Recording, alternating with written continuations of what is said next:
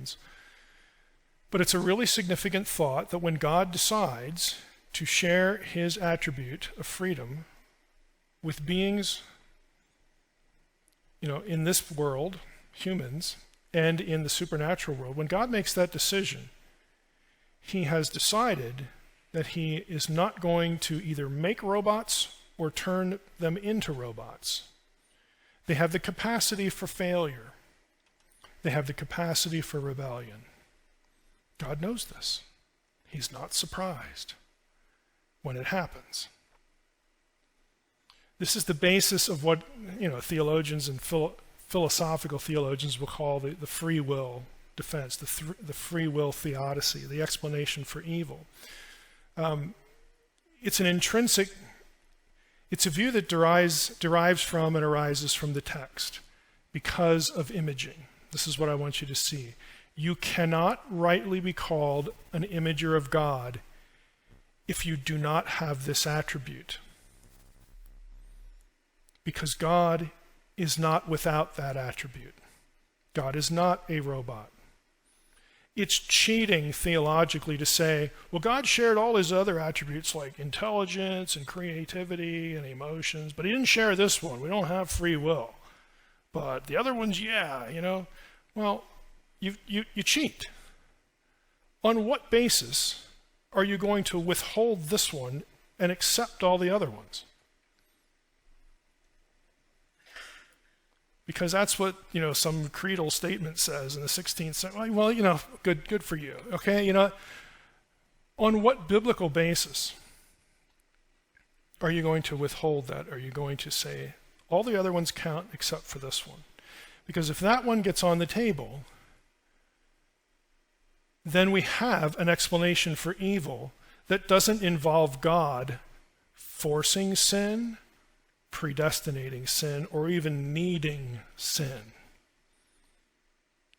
It is what it is because lesser beings who are able to choose chose wrongly.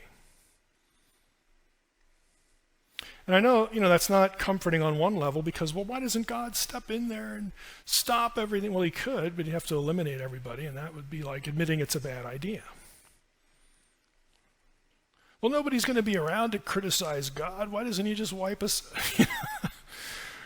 Yeah, well, sure. That's what you're reduced to. The elimination of all intelligent beings, everything that's made in God's image. Yeah, God can end evil real quickly. But the fact that he didn't do that ought to be a sufficient answer for you. He has something else in mind despite the pain of failure, the pain of evil. Now, I want to get to this one. We can talk about the temptation, and we will a little bit later. I want to get to this summary note, and then I want to share a resource with you. This is from a guy named Terence Fretheim. I believe this is the Fretheim quote. And I don't agree with him theologically on certain things, but I like the way he puts this. The continued use of image of God language in the narrative. Remember, image of God, it doesn't go away after the fall. Chapter 5, chapter 9 is notable in that Adam is not presented as a slob or Eve as a foul wretch. I kind of like the way he put that. They're still imagers, is his point. They're not lesser in status. God sending them out of Eden to take up the same task given in 2:15, and he repeats it in 3:23, recognizes that humanity has not been reduced to a state of total depravity. Like, there's just nothing good in you anymore. Why do you even exist? I'm just going to turn my back on you and we're done. Adam and Eve leave the garden with a certain integrity. They're still imagers, still the bearers of the divine purposes for the world. Moreover, that the flood story does not immediately follow is important. The situation is not yet what it will be in chapter 6. It's going to get worse.